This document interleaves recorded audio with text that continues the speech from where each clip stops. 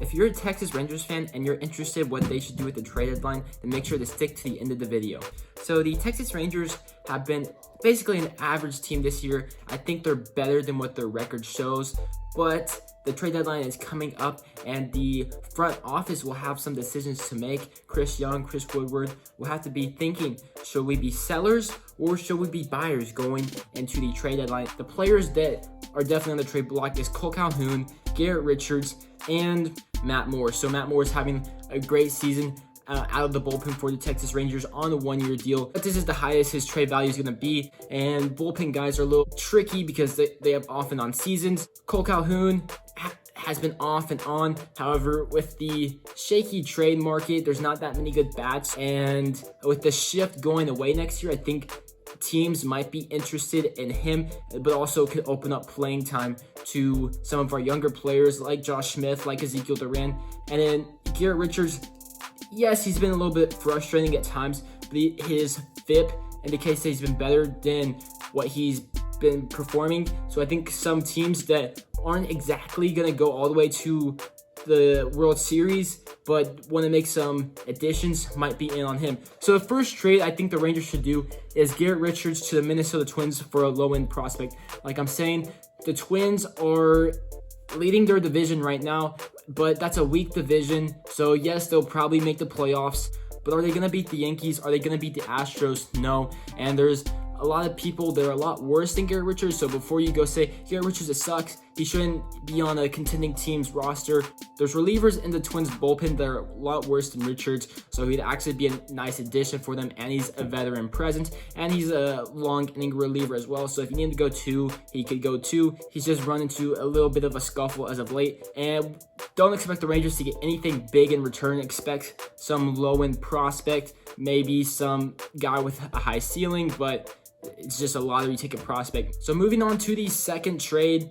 So I think it would be a good idea to go after Alex Wood, left-handed pitcher from the San Francisco Giants. He's been a decent starter throughout his career, and even though Alex ERA is like 4.1, his expected numbers are a lot better. So his expected ERA is in the threes and his FIP is in the 3 as well. So I think if you get him behind a better defense, and the Rangers have a pretty solid defense, I think it'll be better. But he has a 1.7 WAR that's similar to John Gray, so I think he could step in and be our third starter. He also has team control for next year, as he's getting paid $12.5 million this year and $12.5 million next year. But remember, the Rangers need innings, so if Alex Wood is starting for you next year, I think that'd be great. And he has a track record, he's a veteran presence, and you go into free agency with not as big of a need to say, oh, I have to go sign Carlos Rendon, I have to sign Noah Syndergaard. It's more locked down. And what do the Rangers have to give up? I think they'd give up Jake Latz and Zach Kent. I don't think he would be that expensive. I could be wrong.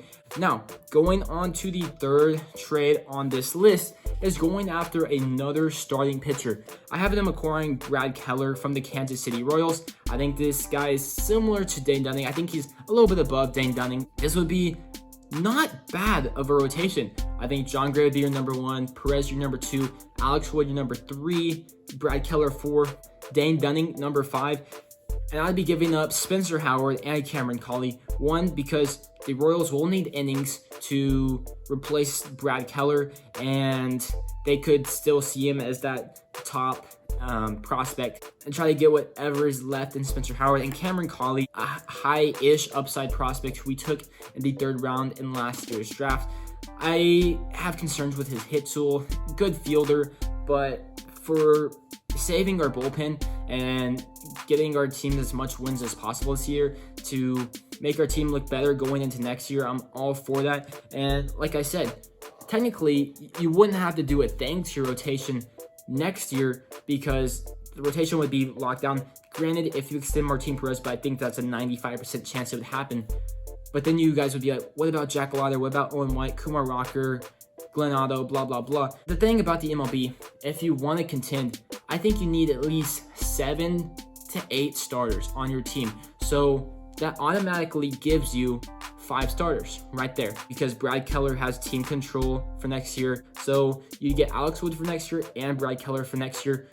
So you're not super committed to them, but it's still a nice presence to have for 2023 rotation, and I'd probably move Dane Downing to number 5. I think all these guys would try to get the best out of each other as well. But also, you could go into free agency saying, okay, we have a nice depth in the rotation. Maybe we can do a wild card on Noah Syndergaard or Mike Clevenger, or maybe like Jameson Taillon. You could still do what you want because we still have money to spend, and I don't think you would say that rotation is the best, but still an upgrade. So you could still say, okay, we can make some trades. We could still sign some people. It's a start, okay? So I think would be a decent acquisition for the Texas Rangers.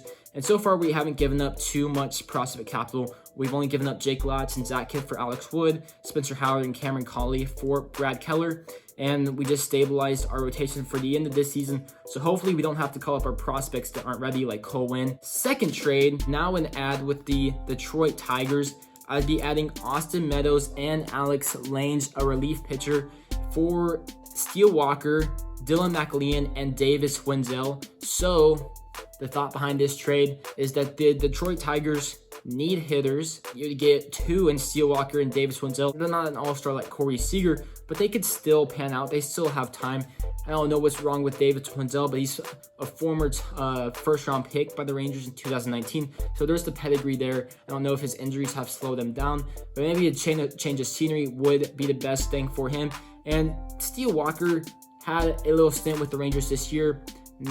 Didn't do too well, but he's been raking in AAA, so maybe another change of scenery guy. And then you get a high potential 4th-round pick in Dylan McLean, who we took in the 2020 draft. And Alex Lange, he could step right in and help our bullpen. And yes, I've been saying I think our bullpen is pretty good if we have these starters go a little bit longer, but I still think we could use a relief pitcher. And Alex Lange has been lights out. I think he's better than Gregory Soto, the Detroit Tigers closer. We could use Lange as our closer because right now we're doing a closer as committee role. We could use him as our setup man. I think we could use him anywhere, and he has team control for 5 years. So we might have to give up a little bit more prospects, but I would be okay with that because, one, we're getting Austin Meadows, who's a former All-Star, but he doesn't have that same trade value anymore. His trade value has plummeted. But we struggle versus right-handed pitchers, and even though Austin Meadows' WRC plus is 98, which is below average, his WRC plus versus right-handed pitchers is 110, and that would be like 4th on our roster versus right-handed pitching. So maybe he could revive his career in Texas. I think Texas is a little bit more hitter-friendly than Detroit, but also if we were to trade Kole Calhoun, you would need somebody to replace him because I don't think Bubba Thompson is quite ready. I don't think Dustin Harris is quite ready. And if he were to return to his all-star self, you get Meadows for 2 more years on the cheap. But if Meadows just stays how he is right now, would be a decent platoon, or you could just DFA him in a few years when your prospects get closer. And the last trade for the Texas Rangers that I think they should do is Matt Moore and Kole Calhoun to the Tampa Bay Rays for Luis Patino.